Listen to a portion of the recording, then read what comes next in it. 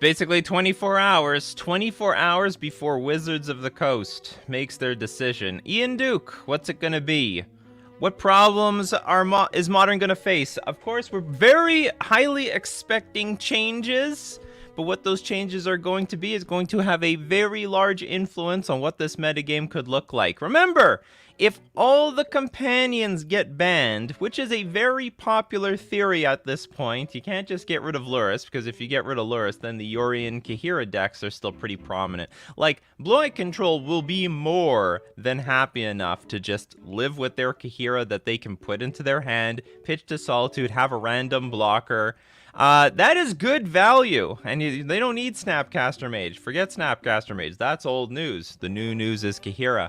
And the same thing with Yorion and Abosh. There are still some very good companion decks out there. So they gotta axe them all, not just the Lurrus decks. And, you know, something I'd like to talk about is, like, if, let's say they get rid of them. Let's say they get rid of all the companions. What decks actually may benefit out of that? There is a lot of archetypes, for example, that do not play a companion, so they're immediately going to, you know, be better. I mean, Amulet Titan's going to be super happy. Murktide Regent will be super happy. They're already a non-companion deck. So all the top companion decks that don't play a companion, they're in very good shape. But I think there's a lot of decks in the lower tier, things like Gruul, like the Ponza deck. I think Ponza would love to see the companions gone. Then it would have a little bit more of a foothold on the format. I think Tron would like to see the companions gone. Even though it can sometimes play it. Sometimes they play with, what's it called? It's not the greatest companion deck. I mean, even this one's not even running it. What is it? Something. But not very important. Belcher would like to see the companions gone. So there's like a lot of, I think some of the larger winners will be some of these decks at the bottom that are just missing a little bit of value because they cannot use the value of the companion. Giganta, that's right. They like Giganta, I mean, it's like a random card you put in the Tron sideboard, but it's by no means mandatory at all. So I think a lot of these like lower tier decks that cannot use a companion, they're going to benefit as meta points are going to be shaved, especially from the top. And the top decks that are going to get hammered, like just hammered for losing their companion, very likely this Blink deck. Yorion blinking all the stuff is a big deal. Death Shadow will shave a lot of percentage points. Death Shadow also might get fisted hard if they ban Mishra's Bauble. And Mishra's Bauble, I mean, I predicted this card would eventually get banned one day, and I never thought we'd be close to getting this card banned, but now because of things like Unholy Heat and Dragon Rage Channeler, Mishra's Bauble is now in big, big danger. This card is way too free of an enabler in all those archetypes. I think Unholy Heat is going to be a very different card if you have to really work for it. Right now, those decks do not work at all to get their Delirium online, very largely thanks to Mishra's Bauble. So Death Shadow might take a very large hit in this BNR announcement if they hit both Lurrus and all the other companions and the Mishra's Bauble. Are you excited about the Purge?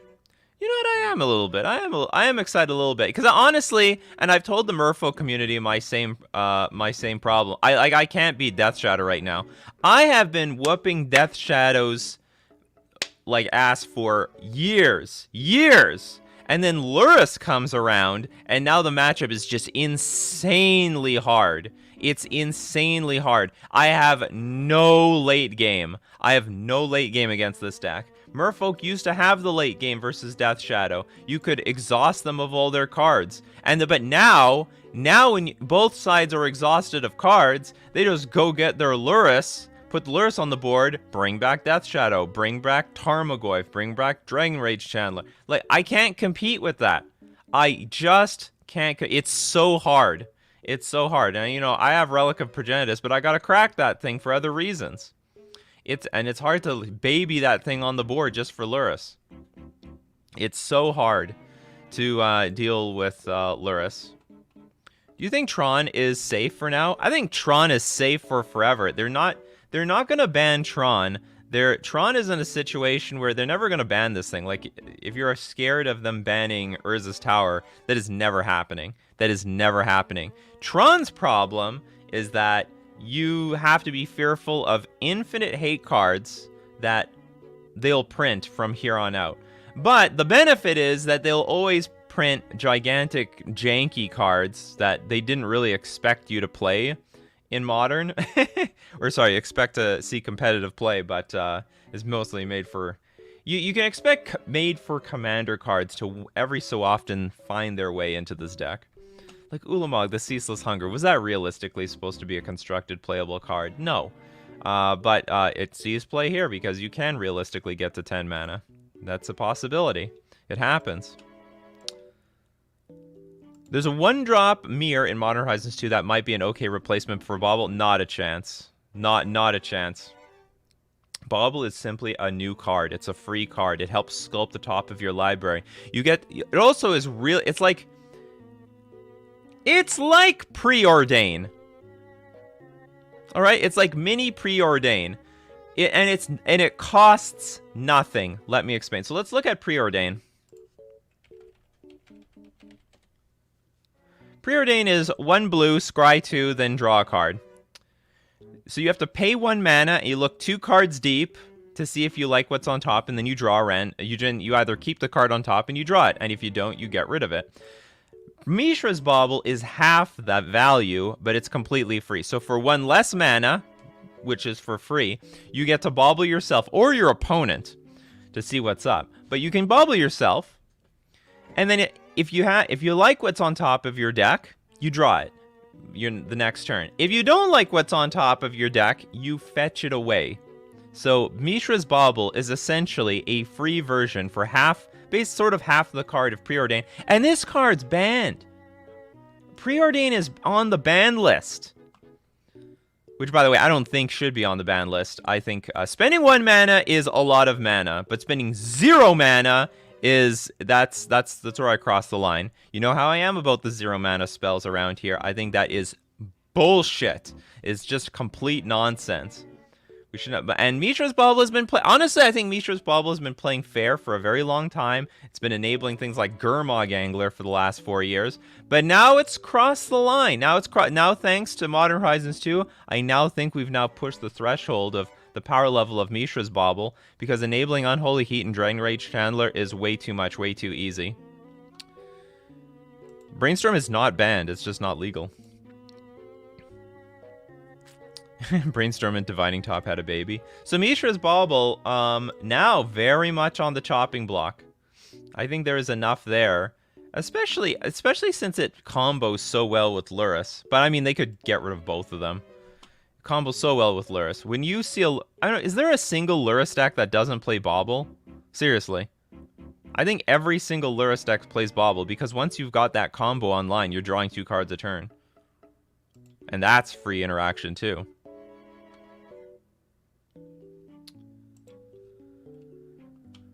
Unban Mental Misstep. I would love to see a world where that exists, but you know, honestly, it's just going to be like every deck is going to play 4 of them. And they don't like that. They don't like it when everything homogenizes around that. Mikey J says, F it! Random number generator bans for Modern. Let's just ban random cards from all the decks. See what happens. Maybe the companion decks get even better.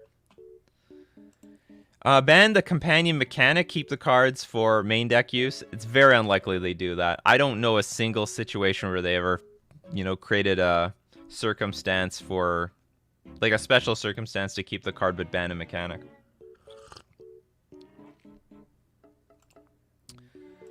Hammer can play Batterskull and Kuldra. No, but that's besides the point. Like those are not cards that they want to play. They can, and they probably will make room for them, but those are not cards that they want to play.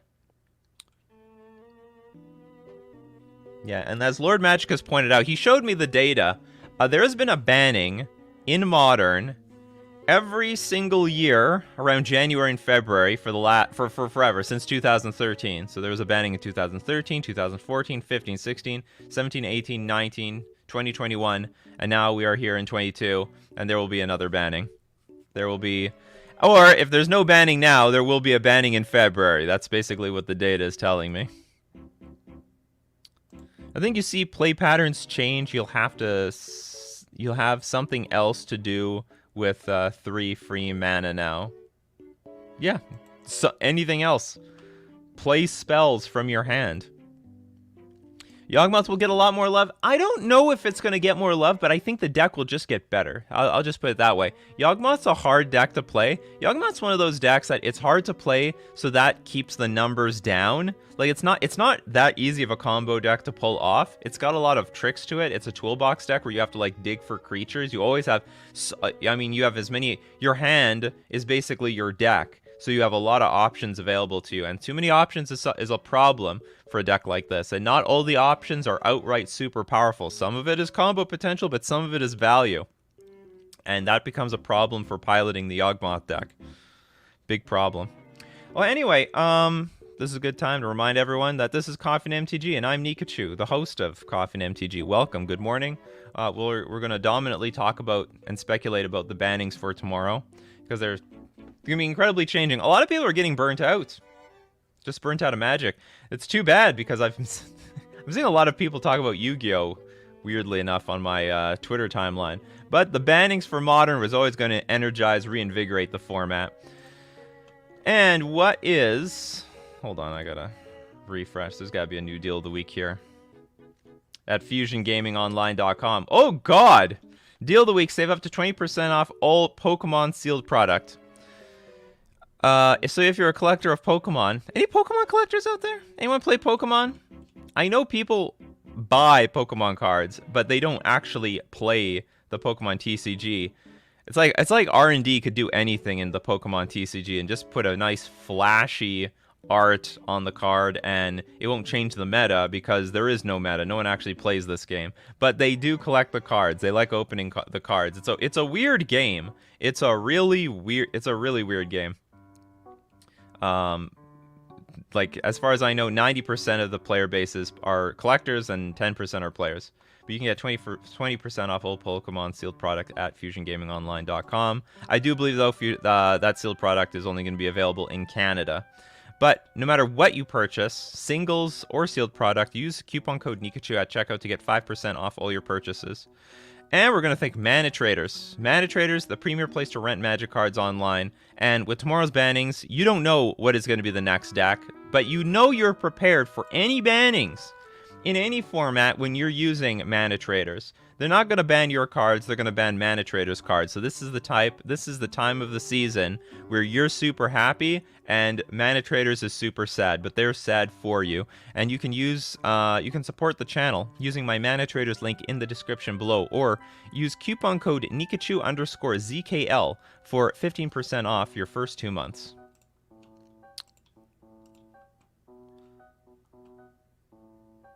Thought the BNR was today. Is it tomorrow? It is tomorrow. Or is it today? Is it today? I thought it was Tuesday, but now I don't remember. Yeah, it was they said Tuesday. It was Tuesday. Today's not Tuesday. Today's Monday.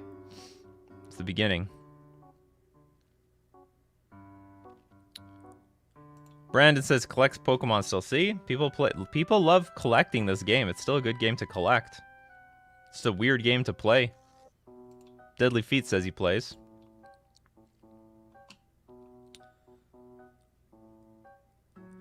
Hey, Willie says, alright, hot takes. We need to get Basic Island banned. It is an oppressive card, and in too many decks, it is too much of the meta. Look, we could ban it, but I think an even better take is we put Basic Island on the reserved list so that we can increase the value of all the islands that exist in the pool. I think that is a much more interesting take.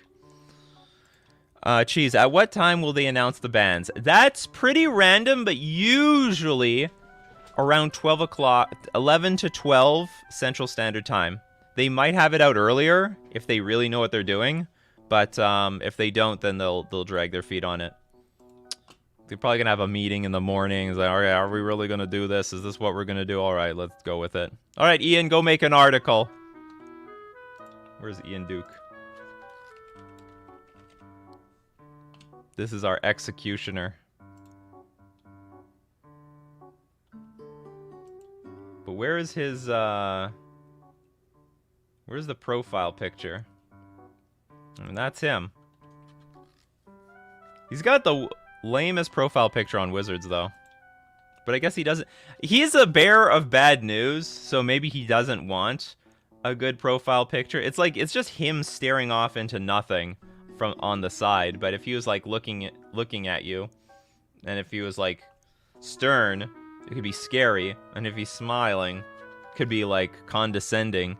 Because he's the one who's always pitching out the bans. BNRs are usually Monday. I'm surprised. I bet they haven't finalized what they're going to do, and they need today to determine what they're going to do tomorrow. How do you know all BNR dates in 2022? They are just, they're winging it. So Wizards of the Coast, there's no schedule. They'll just say, okay, we have a BNR announcement on this day. Expect it. It's basically how it is now.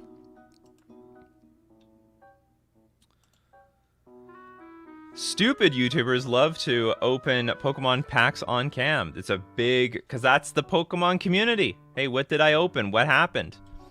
What cards are we going to get today? It's all about the pack openings.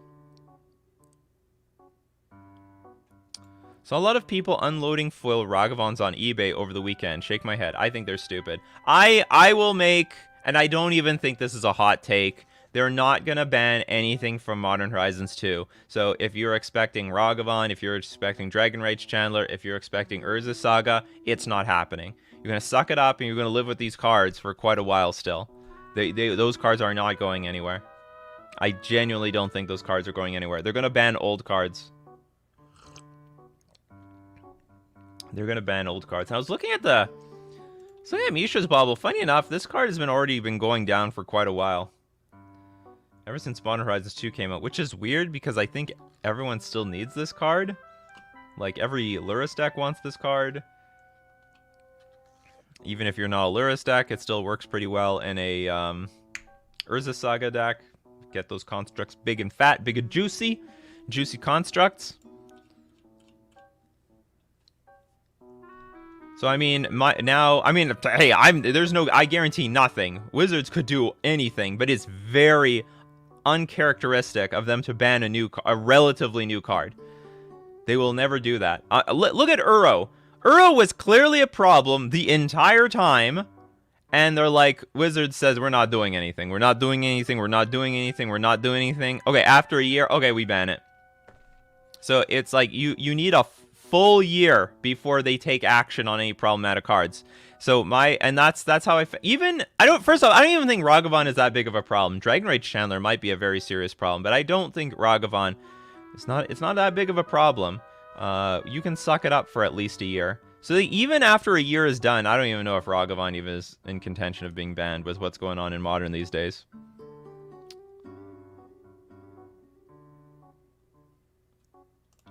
Ban list update next week, please. Speculate wildly, and we'll see you soon. The Argentina metagame, mainly in Buenos Aires, thinks Urza Saga and Lurrus will get the bans. What cards will get the ban according to the Canadian metas?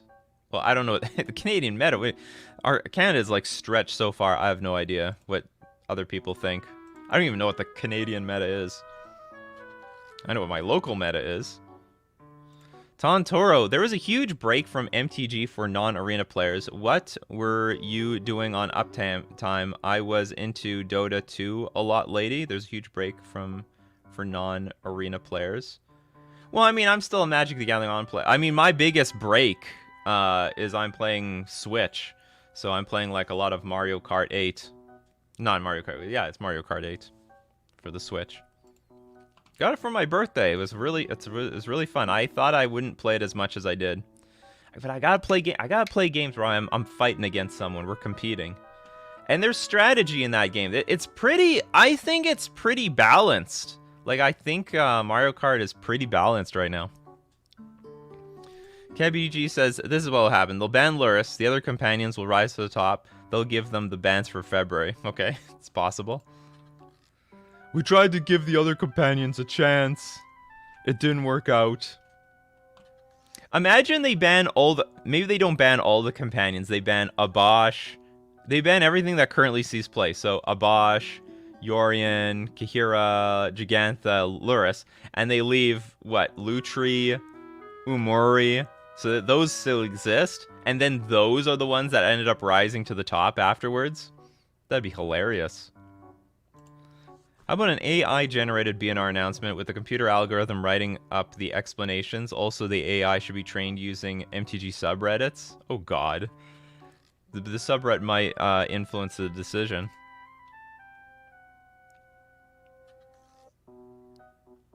Should I sell my Ragavans before they get banned? No. I think everyone's selling the Ragavans are... Look! Okay, look! When you own Ragavan, you're gonna keep them... In my opinion, you're keeping this card up until it gets banned, okay? You bought the Ragavan knowing it's gonna... Like, you should have had some intention of it getting banned someday. I don't even know if it is ever gonna get banned. But, I think the people who bought Ragavan very early on, we thought it was gonna get banned. So when you buy into a card like that, you're buying knowing it's getting banned. It's as simple as that. You're buying into it knowing it's getting banned one day, and you have to just hold to the day it gets banned. And it's not going to go to 0. It's going to crash, but it's not going to go to 0. Commander players still want that card. I think it's very silly if people sell their cards.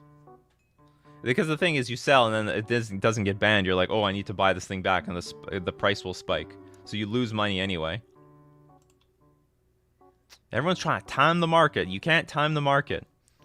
Anyway, I very sincerely doubt they're going to ban Ragavan.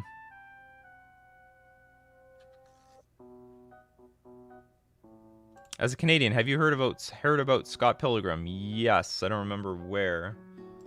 Is that the actor or is that a character? Yeah, this is the guy with all the ex-girlfriends or something. Scott Pilgrim versus the World. That was a great movie.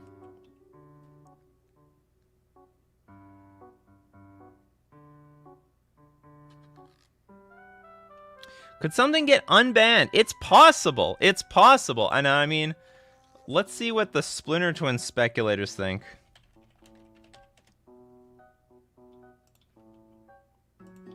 They don't look bullish right now. Maybe a slight uptick at the bottom here. They're not that confident right now. But it's possible they could unban something. They like unbanning things. They like unbanning stuff. Grasshopper says, never sell until you're 100% done with MTG. But even then, you shouldn't even do it. The biggest mistake everyone makes, or everyone says that they make when they quit Magic, is they sell their cards. Because one day they come back, even like 3 years later, and they realize, oh my god, all the cards are so much more expensive. Remember, Wizards cannot reprint cards at the rate that they're printing them. So as demand goes up for the cards, like all the cards go up, and then you're really screwed when you want to buy the cards back. When you want to play your Jund deck again, you want to play your control deck again. Oh no, Cryptic Command went up $1 million more. Actually, it's like, is it unplayable at this point? Unban GT, I wonder what, let's see what's, should I ask for, like, ooh. So, not that people are expecting this thing to get unbanned, but GT has been on the rise. Oh, this, how about Urza Saga? How am I mispronouncing Urza Saga? Saga? Sega? I'm getting a lot of crap about my pronunciation. It's not going to change, honestly. I'm not going to change it. So if pronouncing Urza Saga is really bothersome, it's not changing. I'm just going to pretend that that's a Canadian thing. But how am I supposed to pronounce this? Urza's Saga? Sega? Saga? The way you're saying it is fine. Well, apparently not. I call it the same thing you do. But maybe I influenced you. So now I'm getting everyone to pronounce it wrong.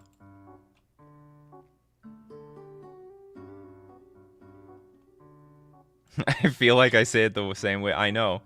I don't see a lot of ways that I can pronounce this. Yeah, Urza Sega. Sega.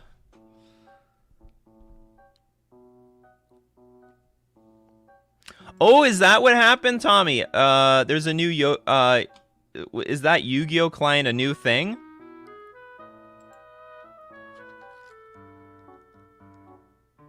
Saga?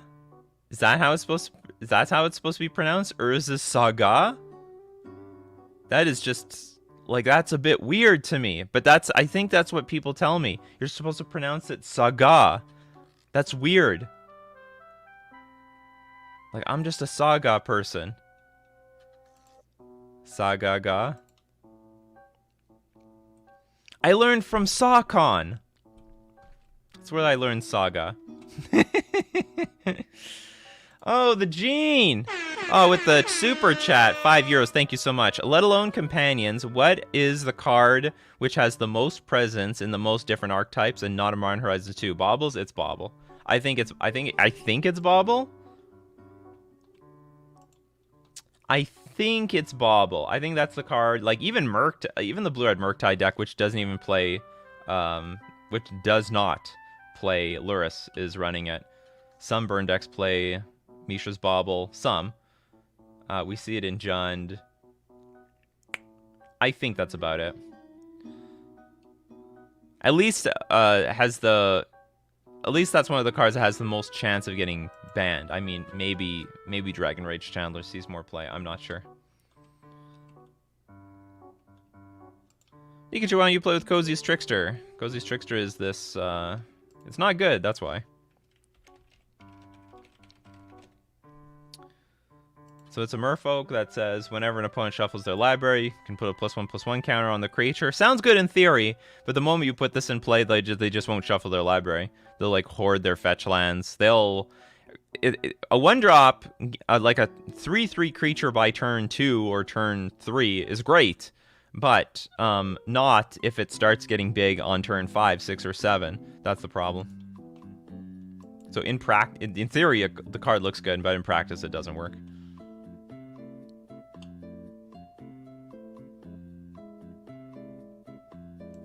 Most Americans say Saga. Saga. So Yu-Gi-Oh has a new client. So what is this? Because the only thing that was on my timeline on Twitter were MTG influencers talking about Yu-Gi-Oh and playing Yu-Gi-Oh. I'm like, well, that doesn't look good for the game. And there was even one post by some random Twitter user that said, I'm all for MTG content creators switching to Yu-Gi-Oh or something to that effect. Okay, so what do we got? We need to look up Yu-Gi-Oh client. That is sort of big news. So what is this, their new client? Is this it? Looks like Arena. Seriously looks like Arena. Nikachu's not a real Canadian. It doesn't say A enough after every sentence. And no, I'm not one of those weird Canadians. They're real. They're real, you know. Hey, did you see the hockey game, eh? That accent is very real. I don't know where it came from. But it does exist.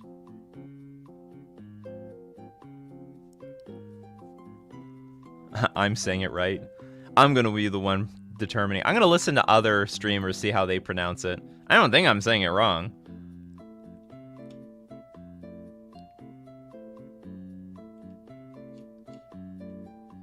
Is it called Master Duel? So is this it or not? Oh, it's called Master Duel Screenshot Chain.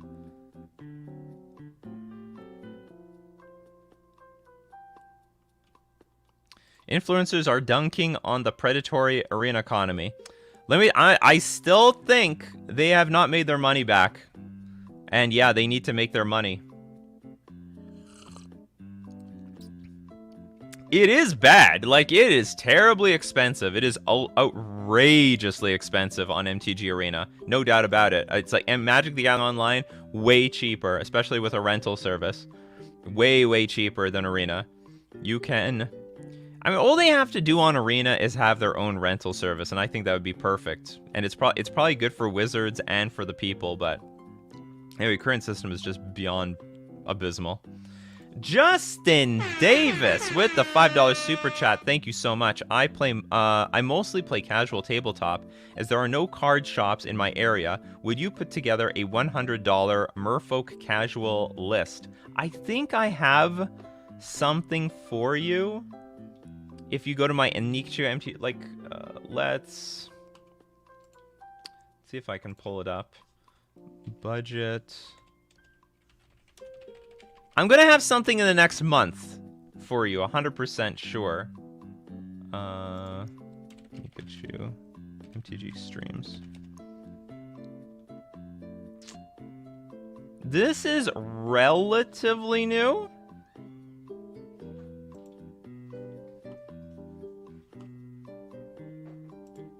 Okay, hold on. I found something. I just got to let the commercial go.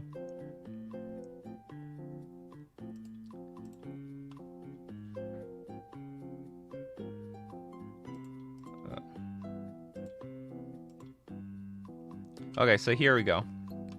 Here is a list that was $100 online, but you know what? I think it's still going to be $100-ish or maybe less in paper. So here's a full look at the list. It's instead of Mutavault, you play Mishra's Factory because that's a lot cheaper. Svaelun right now is like dirt cheap. It's like $1 or it's $2. Svaelun is a great time for Merfolk players to go get those Svaeluns. You don't need Lord of Atlantis if it's too expensive. Play Master. I think that this was an online list, and Lord of Atlantis was too expensive. But I think you can do quite well without it. So this is what I could possibly play. And if you can afford it, play Lord of Atlantis over like Merfolk Sovereign. Or if you can afford it, play Mirror Reegery over Merfolk Sovereign. Because I think Reegery went up in price. But when Svaelun came out, like the prices of Merfolk skyrocketed. But they should have gone down because now Merfolk did not really stand the test of time after that. But I did make a list, and I'll update this within a month, but I think this is a good blueprint, so screenshot this, and I think that would be your $100 deck. I think this mostly consists of pretty cheap cards. So good luck with the list. Nikachu, you gonna play MTG Arena Merfolk soon? No, actually, I'm not. Sadly, I'm not really going to Arena. I thought it would play more Arena than I actually do. I just don't. We need budget Merfolk content from this channel. But I do it like once every 6 months-ish. So the last one was in July, so maybe I'm behind. This was late July, so August, September, October, November, December, January. I'm just on time. I'm just on time, yeah. So I once every 6 months I make a budget deck.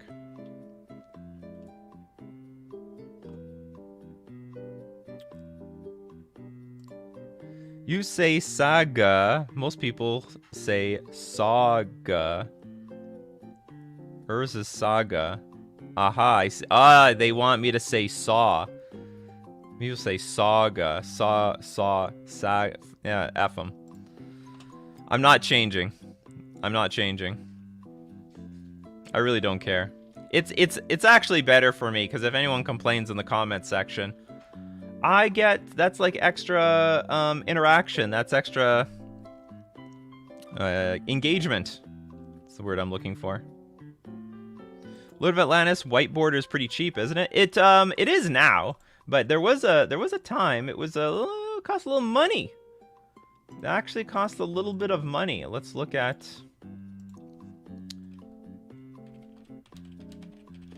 Because they all spiked.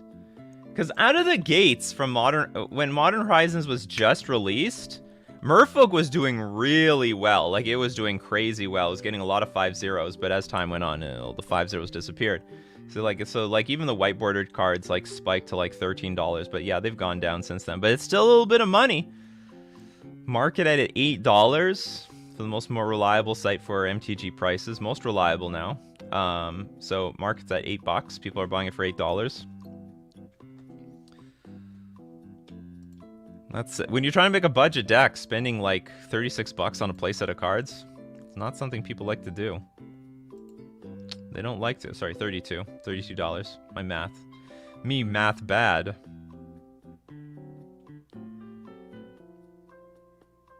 What's your current favorite merfolk list? I have none, and now I have even less because I can expect big bannings to change. I'm really hoping they ban Lurrus, because if they do, then I could pretty cleanly play mono blue, I think. And I think Archmage's Charm going to go right through the roof. It's going to be so valuable if they ban Lurrus, because all of a sudden stealing a creature from a Dragon Rage Channeler deck or a Death Shadow deck is going to be worth so much. It's not worth so much right now because you steal a creature, they kill, and they just bring it back with Lurrus. So it's not even like, it doesn't even matter. Do I play Hearthstone? I do not. I had a moment where, like, if I felt sick or something and I didn't want to play Magic, I played Hearthstone as a pretty refreshing thing, but now I don't play it at all.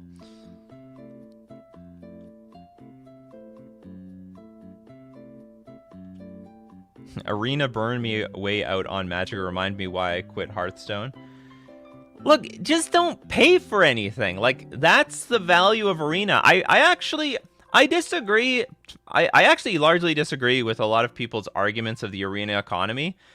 MTG Arena is one of the only clients out there has like a really good free-to-play system. Like, it is free to play, and you can, in exchange for grinding your eyeballs out, eventually grind your way into a tier 1 deck. And as far as I know, there's no argument for any other system like that. It's very hard to grind on the other free-to-play, on the other platforms. Very, very, very hard to grind. Their reward system, their daily bonuses and all that, what do they call it? I can't remember what they call it, you know, what you have to unlock every single, so yeah, it's a freemium game. So if you're dead broke, and I think this is a good thing. I think, you know, if I were 13-year-old Nikachu and I got no money and I want to play Magic, that's great. That's fantastic, because you're dead broke. You have no money. You have no job. You only get money once in a while for your birthday from your parents. Like, this is the best thing you can do. If you have money, it sort of sucks for you because A, you don't want to grind because you have money, but you don't have enough money to get everything that you want. So it sucks for the people with money, but it's great for the people with no money. It's really, really good. And I would like to remind everyone that one of the key benefits to MTG Arena is it does suck in like a younger audience that just cannot play this game out of the gates because they're basically broke because they're kids. You know, right? I mean, I think a lot of you in your 20s, you're like, I'm getting bigger into Magic now because I was dead broke when I was younger. And Arena is just a way of slowly bringing in a new audience that maybe they don't have the money yet, but 10 years down the line they will, and they will start spending money on this game. But right now it just gives them a taste for what Magic is, and brings in the young blood, because the young blood you can't get kids into this game. You just can't, or teenagers for that matter. Spend too much money on the physical cards so the Arena grind happens. So I actually would, I still think they could make the economy better. I don't know what that looks like, but I do know that price gouging the people who pay they do it so that you can play it for free. That's the way they can equalize it. That's me. I'm a university student and I can't afford the paper, only have played Arena. You see? I'm speaking the truth here. I should make a video on that. But the downside is that if you're playing seriously, if you're playing Arena seriously and you've dished out hundreds of dollars, they can all vaporize with like one BNR announcement or one big meta shift. So you have to, if you want to play it competitively, it sucks. If you play it casually, it's great. It's a very good experience.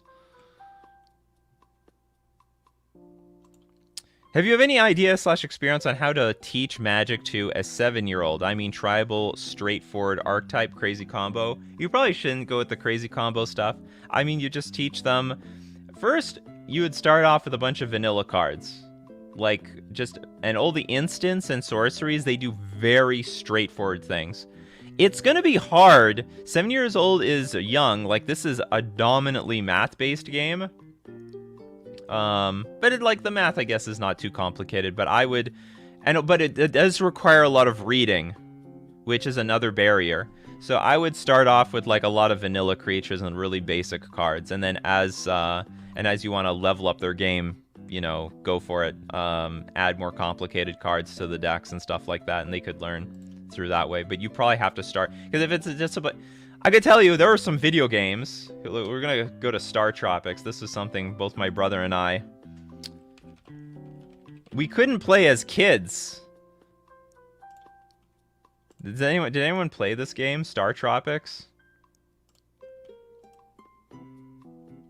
Whatever, you can see it from here. So there's this game, Star Tropics, but there's like, is there any scene where someone's talking? There's a lot of reading in this game, like right out of the gates, just to understand what this game is about. And like, my brother and I could like get nowhere in this game because we couldn't read. We just can't read the damn thing. It's unfortunate. Middle school is like grade 6 or 7 is right when I could understand more, I think. Exactly. So like, once you can start reading the cards, I think you're in good shape. Like when you're like, I think when you're around 11, 12, 13 years old, I think you're in good shape to start playing this game. I also got into Well, I got into the Pokemon trading card game when I was like 11, 12, and then Magic when I was 13. So I think 11 is like a golden age to get into TCGs. Vegan Economist, I have 40k gold on Arena and only free to play. There's just no good formats on there to spend on. See? And I could also grind 40, 70k gold. I was trying to get to 100k, but I had to spend it at some point. It's free. Like, it works. It works. So if you want to play... So the deal is, the way I look at it is the best client to play for free out there. So, and it will long-term bring growth to Magic because you're bringing in so many, like, a younger audience that has no money. It brings in the people who have nothing. So anyone that wants, like, if they were to make a better economy, like a dusting system, for example, then they gotta remove the free-to-play rewards, because you can't have both. You can't have, like, the people spending money... Because the idea is you're spending so much money when you're spending money to make up for the people who are freeloading on the game. That's the whole deal. So if people are... So if they want to make it more, like, economically friendly for the people paying, then they have to take away a lot of rewards for the people who are playing for free. Because for me, Hearthstone is unplayable for free. I just cannot play that thing at all. It's just completely unplayable for free. I tried. It doesn't work. They need to put promo codes and boosters like Pokemon does. Again, I don't think they can afford to do that. I'm under the premise that they're trying to make it as free as possible, economically free as possible for the people at the bottom, and I think they have a lot of expenses. I think they threw millions and millions and millions of dollars to make Arena. I don't think they've made their money back yet. I honestly don't think I don't think they've reached a break-even point, and that's why Arena is what it is. How old are you, Nikachu? I'm only 25. I'm old. I'm 36. I know a lot of people don't think I'm so old, but I'm old. I'm old. Things aren't like I don't need to impersonate my grandpa soon. I can just be the grandpa. Alexander, I dropped almost 1,000 on Arena and used to grind to Mythic every season, but with all the new sets, I could not keep up and now only play in the opens. I regret all the money I spent on it. But, like, as far as I'm concerned, like, spending money is only to get the wild cards. Like, that's the way I look at it. It's only for wild cards. The Discord invite isn't working. Is that true for everybody? I think it should still be working. People keep joining. Yep, someone just joined like a little while ago, so it should be working.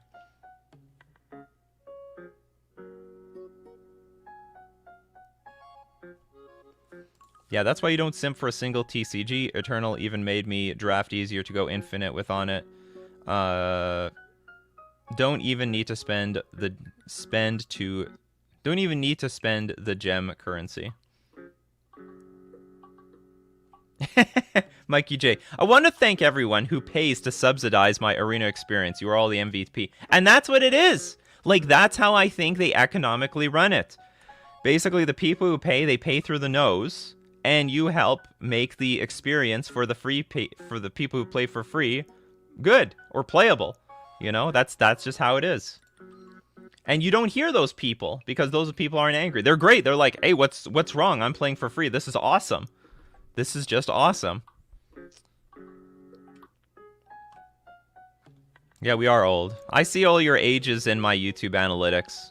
You're mostly between your most people are between like 22 and like 38, and then there's some distribution above and below. I'm curious, who out there is 80? I've got like some people who are like 80 years old watching my channel. I find that wild. And a lot, like hundreds of people.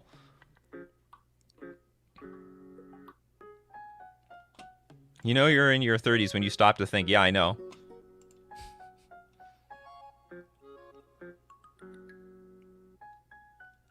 I think your take on Arena is out of touch. It's also quite unplayable for free. The grind is super boring without fun cards.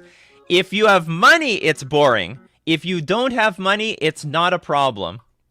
See, that's the deal. You're thinking as a competitive player. You're not thinking as a casual, just getting introduced to this game Let me tell you, on Hearthstone, I hit a brick wall really fast, and it got really boring. So, like, that was my problem with Hearthstone when I tried to play for free. Like, I would move up limits, and then at some point, I get smashed by people with money, and I have no chance. I have just no damn chance of ever, like, and that grind was real. Like, that was not a grind I wanted to deal with. But with Magic the Gathering, this is not that big of a grind. For people who just want to play an hour a day, every day, in 1 month, you'll have a tier 1 deck. It's not that bad. You'll unlock enough rewards that you can have a tier 1 deck in a month. So, and that's what it comes down to. Like, how much do you want to spend do you want to exchange your time for money? Then, play for free. If you want to exchange money for time, then you pay.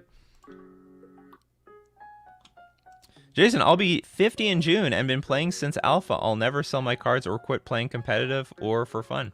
There we go. Mate, you missed my comments. Sorry, I'm getting hit by a billion comments right now. We got a really active chat right now. We have a new spoiler. There is a new spoiler, isn't there? Okay, is it a new spoiler or is it a... So Kamigawa, I don't know if this is a spoiler or this is a leak. It looks like it's on a poster board somewhere. Like in the public. This is so weird looking. I can't read any of this stuff. But all the dragons, all the mythic dragons got revealed. We've got Kiri, the swirling sky. Okay, I got it. It's the blue one, so I'm going to try my hardest to actually read the blue one.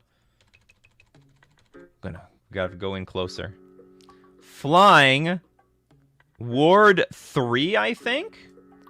If I'm reading that correctly, I think it's Ward 3. When this creature dies, I guess choose 1. Return any number of... You can tell I can read spoiler.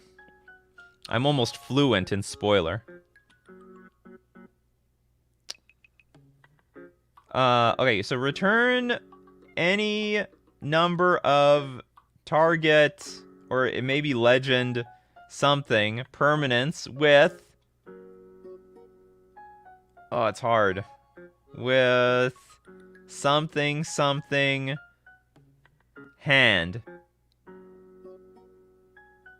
And then what the last one is mill something cards.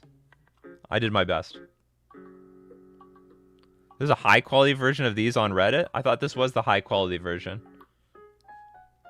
Anyway, well, this is what I got.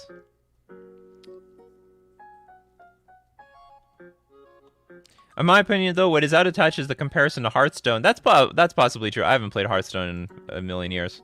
Hearthstone is much easier to build a tier 1 deck because of the dust economy. No, but how do you get cards in the first place? Yes, the dust economy is something, but how do you grind cards? Maybe the economy's changed. I have, honestly, full disclaimer, full disclosure, I have not played Hearthstone in like 8 years. Or maybe 8 years is a bit much. I have not played Hearthstone in like 5 years.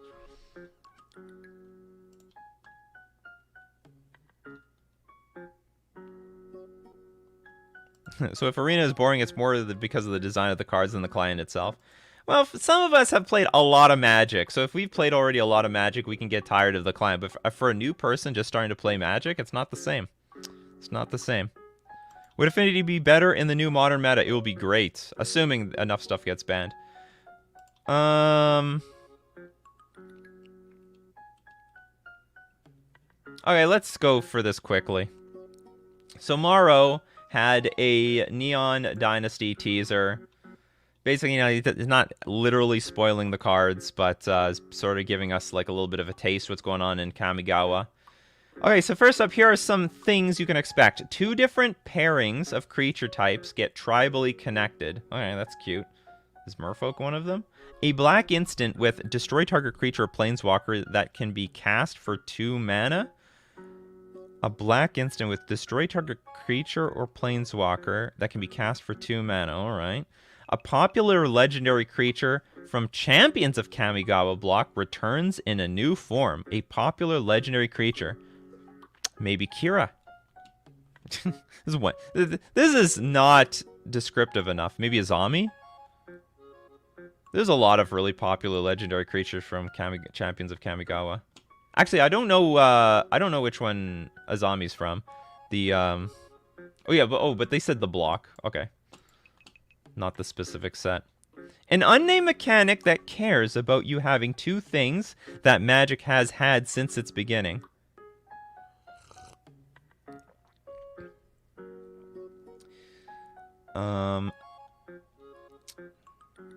Finish of a 5-card cycle many years in the making. Good God, the finish of a 5-card cycle many years in the making. How many? How many years in the making? I have a feeling that's not going to be the Horizon Lands, but I hope so. One of Tamio's children get a legendary creature card. Tamio has children! She's been busy, has she? I'm actually not familiar how many Planeswalkers have a family. I think Teferi has a family, but I'm not sure.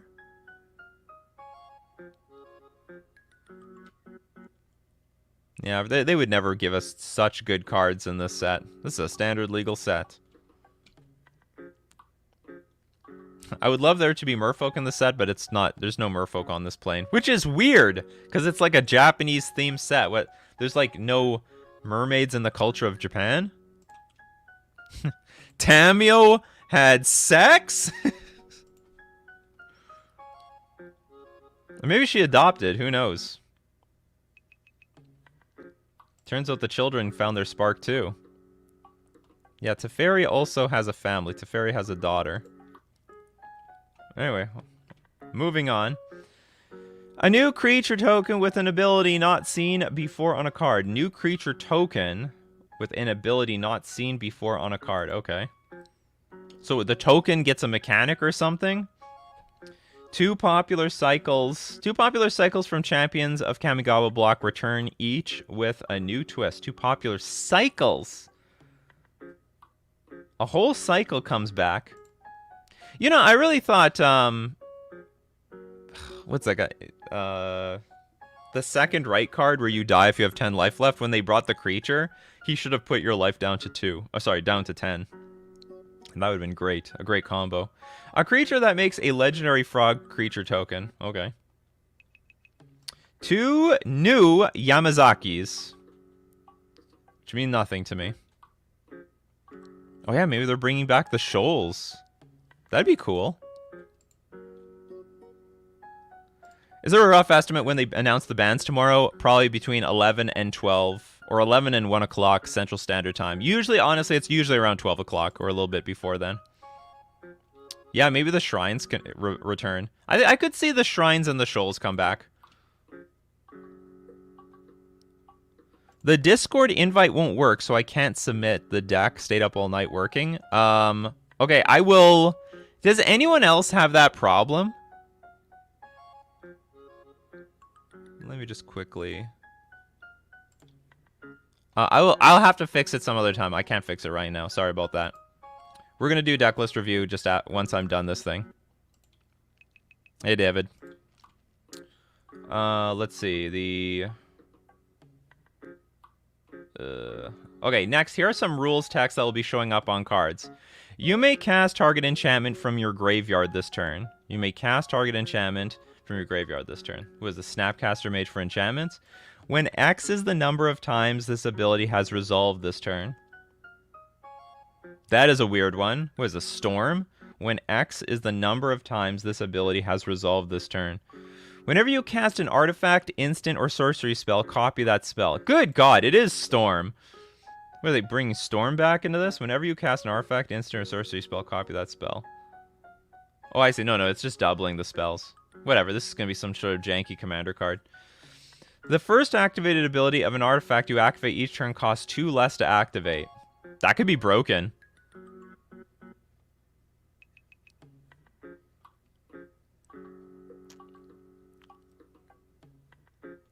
That could be broken. Then repeat this process for an enchantment and a planeswalker. You may sacrifice a permanent that shares a card type with the chosen card. You may tap any number of untapped creatures you control. Okay, that's interesting. Maybe they're bringing some sort of Convoke back. There will be a modern ban announcement tomorrow. Not guaranteed to be modern, but very, very likely. Very, very likely. The legend rule doesn't apply to permanents you control. Woo! That can be a spicy one. Doesn't apply to Teferi, I know that. That ability triggers an additional time. Oh, they're giving us triggers. If it has dealt 10 or more damage to that player this turn, they lose the game. If it has dealt 10 or more... Ooh, it sounds like some new infect. If it has dealt 10 or more damage to that player this turn, they lose the game. Finally, here are some creature types, creature type lines and attacks. Okay, please. Please. Oh my god, they have Ninja Turtles. We literally have Ninja Turtles in here.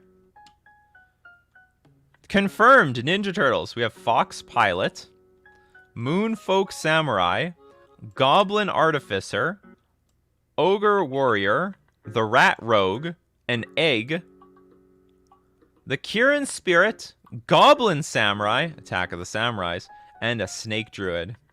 Wasn't expecting Merfolk, but I was still hoping. Read the story before the cards, blah, blah, blah. See the YouTube channels on... They'll talk about it. Yeah, oh god, the Ninja Turtles. Incoming all the altar artists, making Raphael, Leonardo, Donatello, Michelangelo. Here we got some tips from German. Hearthstone tip for new players. Buy 10 boosters per expansion using in-game gold. You will get 1 to 2 legendaries. After that, you can play around with dust to create the deck that you want. Okay, I guess that's the way to maximize on the economy. Yeah, Star Fox. Oh yeah, that's true. We got Fox Pilot. Was anyone else turned off by Star Fox? I thought Star Fox was a very disturbing game to play. Or it was just weird. Don't overlook we were getting enchantment creatures. It's possible. It's possible. Alright. Here's where, like, most people don't stick around all the time, but we're going to do it anyway. Decklist review. Alright, so here's how it works. If you've got a deck list you want to showcase to the channel and get some feedback on, go into my description. There's a link to my Discord. Join the Discord. And then find the channel Decklist Review and enter the command !review deck space. Give the URL to your deck list. And you'll be eligible at random for Decklist Review. It's a random system here. Nikachu, Star Fox isn't real. It cannot hurt you. It's like there's no victory music to that game. It's just all dark. It's super dark to me. Alright,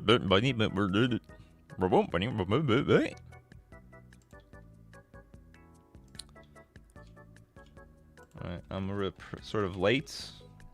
So let's do this quickly. I gotta go get my jab number 3. Deckstats.net. I need Moxfield to sponsor me so that we just force everyone to Moxfield. The deck stats not net. Nicobolus made a Godwalls deck and posted on decks.net, the worst site for submitting any deck list on Decklist review. But still legal. Oath of Nissa, Birds of Paradise, Sylvan Caryatid, Overgrown Battlement. How many colors? This is mostly green. Teferi, Time Reveler, Liliana, The Last Hope. Why? This seems completely pointless. Tamio, Field Researcher, Ral Zarek, Narset, Jace, Architect of Thought, Chandra, Torch of Defiance, Karth of the Lion. What is this? Whenever it enters the battlefield or dies, look at the top 7 cards. Yeah, so you get a bunch of Planeswalkers, Nicobolus, Dragon God, Kaya the Inexorable, whatever, Doubling Season. So I can't remember how the combo works, but it has to do with Doubling Season and Jace, Architect of Thought. Jace, Architect of Thought enters the battlefield, and you go minus... Because it'll instantly come into play with 8 loyalty counters, and then you just immediately ultimate, and for each player, search that player's library for a non-land card, exile it, then that player shuffles. You may cast those cards without paying their mana cost. And I think you can search... But I think you can search your own library. You may cast those... I think you can search your own library, right? And you can have, like, an Emrakul. You guys can't hear the music? There's music. What's with the music thing? Can anyone else hear the music?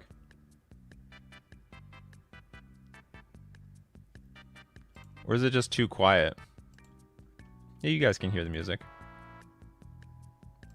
For each player, yeah.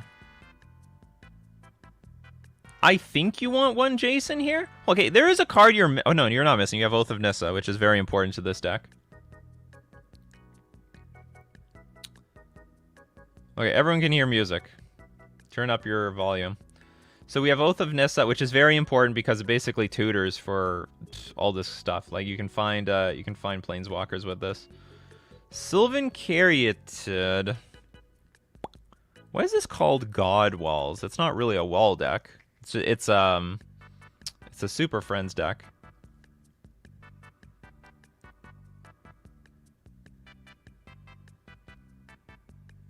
It's a bit quiet? Well, because I don't want the music to overwhelm what I'm saying. Okay, so we have 20 lands. Yeah, this is okay. I can't... There is something missing in this deck, though. And maybe you're supposed to max out on Jace's, because this is one of the best cards to have. Or you do have Karth the Lion to find Jace, though. Because I think... Like, I don't think Narset is worth very much. You get an emblem whenever you cast a non-creature spell. This emblem deals 2 damage to any target. I think this is pretty win more.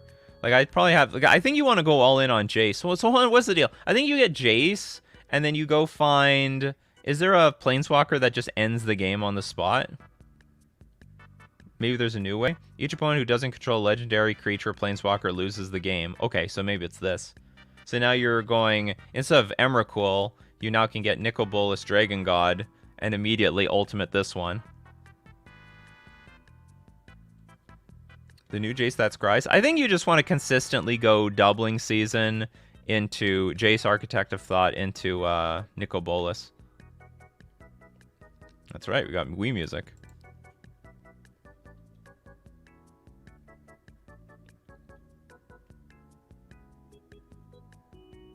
So what's the plan with this deck? Stall. The plan with this deck is to... Like, I don't know about Liliana Last Hope. This seems like a pretty garbage card. And very hard to cast, too. Very, very hard to cast. Also, Nicobolus is pretty hard to cast. Probably this deck needs more Teferi Time Ravelers, so that... I mean, Teferi is just a good card, A, to stall the game, and B, to protect your... Basically protect your interaction. So long as you have Teferi out, your opponent can't beat you. I would have more Teferis in this deck. I would have more... I would cut a Liliana, add a Teferi... I would go up to at least 3 Teferis in this archetype. Turn 2 Teferi, I think, is big game. Also, I don't think I would have Birds of Paradise. I don't think there's a point to having Birds of Paradise. You should have Utopia Sprawl. And you'd probably have to, like, mutate your mana base to accommodate... Like, again, Cards, I know you have Sylvan Carotid, which is also good as hexproof, but I think you should have maximize on how many mana sources cannot be targeted by removal.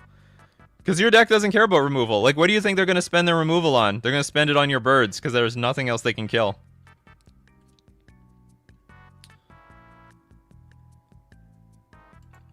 Bring to Light is an interesting card. That is a good idea, because that can find the doubling season. And it could also find Supreme Verdicts. I would do that. I would do that. I would try to cut some, like, some of these are janky. Like, I think Chandra's pretty janky. Like, you don't need... And by the way, if you have Bring to Light, if you go... Actually, you should play 4 Bring to Light. This is a great idea. And then you can just tutor for any one of these cards. You just Bring to Light for 4 mana, and boom. You can tutor into play any of your Planeswalkers. All of them. So yeah, I think we should play with 4 Bring to Light. And you can get... I think you should get rid of the 6 mana Chandra.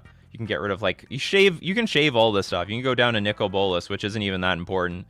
This seems like... This is going to be your clunkiest card anyway. Go down to Kaya. I don't even know if this Kaya... The 5 mana Kaya is even that good. Exile target non-land permanent. Put a ghost form counter on up to 1 target creature. It gains whenever this creature dies or put into exile, return that creature. This is not even that good. Because you don't have any creatures to put this ghost form on. You get an emblem with, at the beginning of your upkeep, you may cast a legendary spell. Yeah, this is super win more. So we'll take out 2 Kayas, a Chandra, and a Nicol Bolas to put in 4 Bring to Light.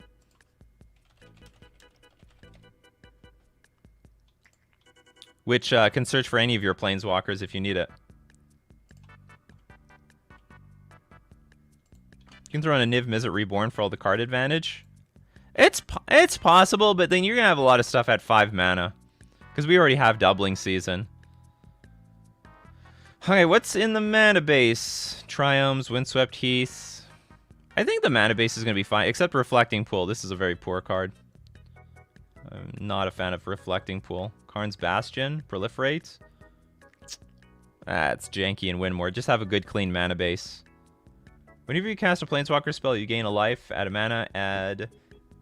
Pay 1, tap, add 2 mana of different colors, spend this... I could get behind that. That's a good card. Because you're mostly a Planeswalker deck anyway.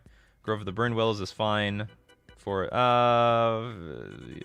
just a few forests are fine. You could probably play more fetch lands. Hope of Kirin? What is this?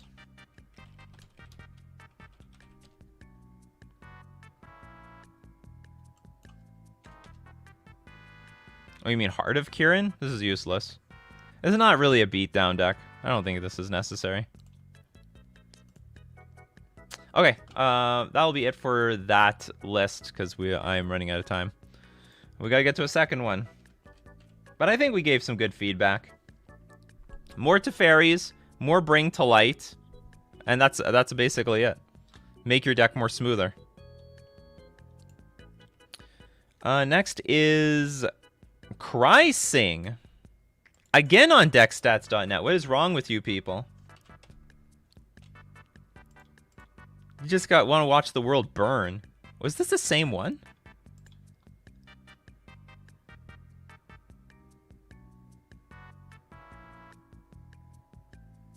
That's funny. I randomly selected the same one again. Oh, forget it. Okay, hold on. That was funny. Okay, Gertenberg. Okay, I got a different one. Somehow I selected the exact same one again.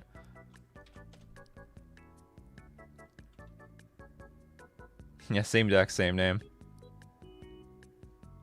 Okay, what do we got here? This is Modern Glimpse. Good Glimpse, apparently.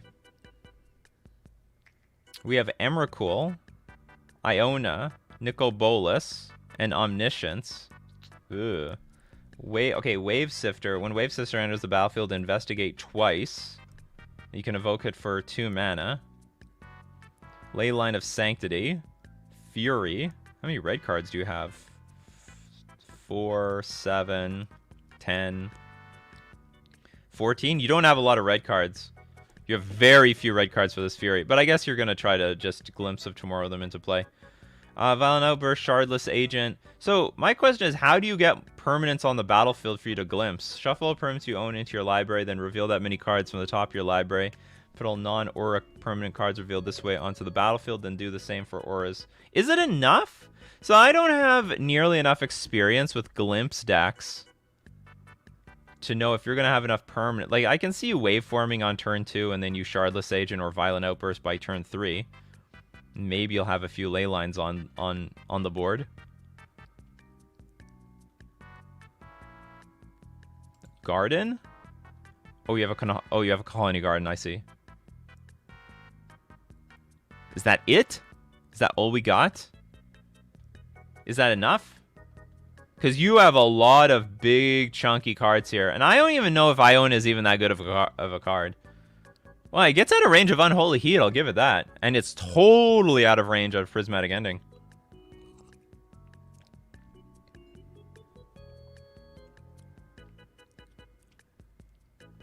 The Crab. Bring to Light is only for creature, instant, and sorcery, by the way. That's a big deal. If Bring to Light doesn't work, it sucks. Creature, instant, or sorcery card. I am so sorry. Yeah, okay, Bring to Light is useless in that deck. Don't play Bring to Light. You have to just go up onto fairies. Ooh, Hard Evidence is a very good card for this new list. Hard Evidence. So we play a spell to put permanents on the battlefield. And it can... And also it can, like... so you get a crab, and also you get to investigate. So you have 2 permanents for the price of 1. Love it.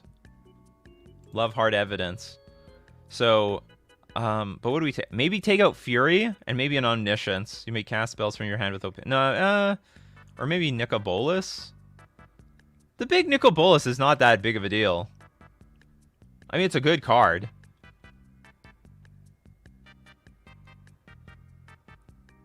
Oh, you can't because it breaks Cascade. That's true. Forget Hard Evidence. Yeah, you can't play this card. That's why we have Wave Sifter at 5 mana. Let's not make that mistake again. There was some situation like that. There was like a spell land in the deck, and like it needed to be taken out because of Cascade.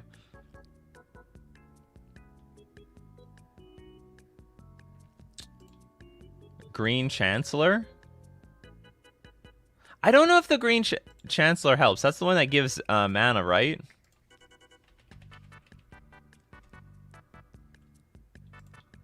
Because let's say you ramp into a Cascade spell. You haven't enabled anything. Or the Red Chancellor? Chancellor of the Forge. You may reveal this card from your opening hand. If you do, at the beginning of your first upkeep, put a 1/1 red goblin creature token with haste onto the battlefield. And when it enters the battlefield, put X 1/1 red goblin creature tokens with haste on the battlefield, where X is the number of creatures you control. That's not bad. That's not bad. So it can be used both ways. You get that value early on in the game. You could, in theory, pitch it to your Fury. And also, it's not a bad creature to hit with your Glimpse of Tomorrow. It's not terrible. Well, ley lines are really hit or miss, because you either have them in your hand in your opening hand or you don't.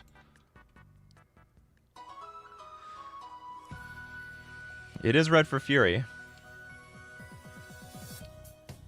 4 times advised, you choose among any number of target creatures and or planeswalkers. Okay, so you can choose not to use it at all. Maybe it's better than Nicobolus, but I don't know. I don't know. Leyline of Anticipation? I don't think that's I don't think that's necessary. We can play Violent Outburst at instant speed.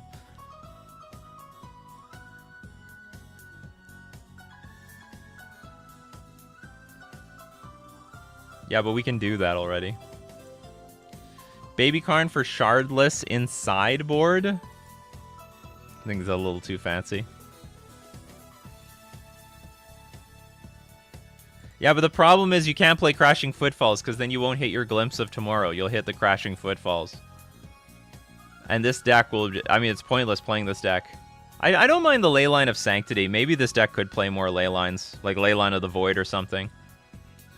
That might be an interesting angle, but you still need enough stuff that you can just try to outright win. Because there is it's a weird thing with these Glimpse decks. They need to find a balance between having enough enablers for Glimpse of Tomorrow, but having enough payoffs. For example, if you Glimpse of Tomorrow into a Leyline of Sanctity and an Omniscience, but no gas, then you're going to feel really silly. Like, super silly.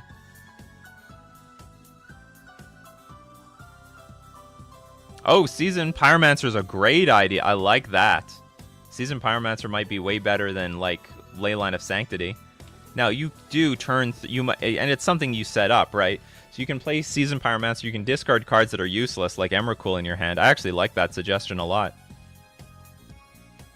Is Progenitus spicy tech, though? Is it better than Emrakul? People can take a hit from Progenitus. In theory, people can take a hit from Emrakul, but usually they don't make any comeback after that.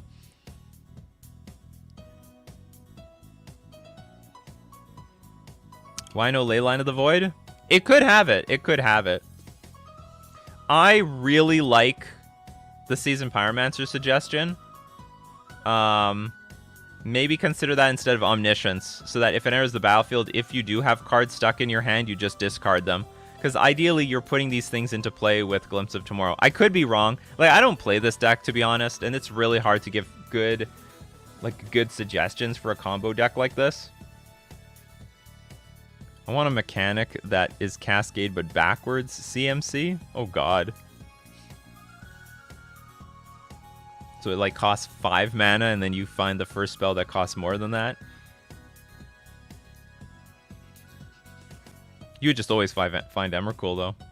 Because you just put that one card as your most expensive card. Is Magma Opus any good? Maybe.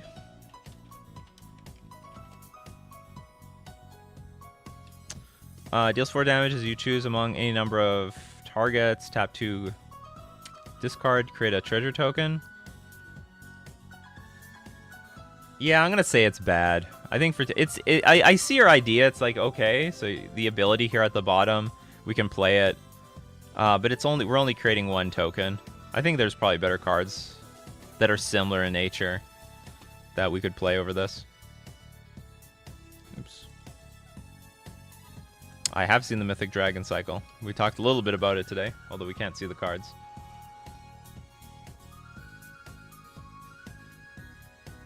Anyway, I think this is all the suggestions I can make, which are not many, but definitely put in Seasoned Pyromancer because it can make dudes so that you can glimpse, and also play...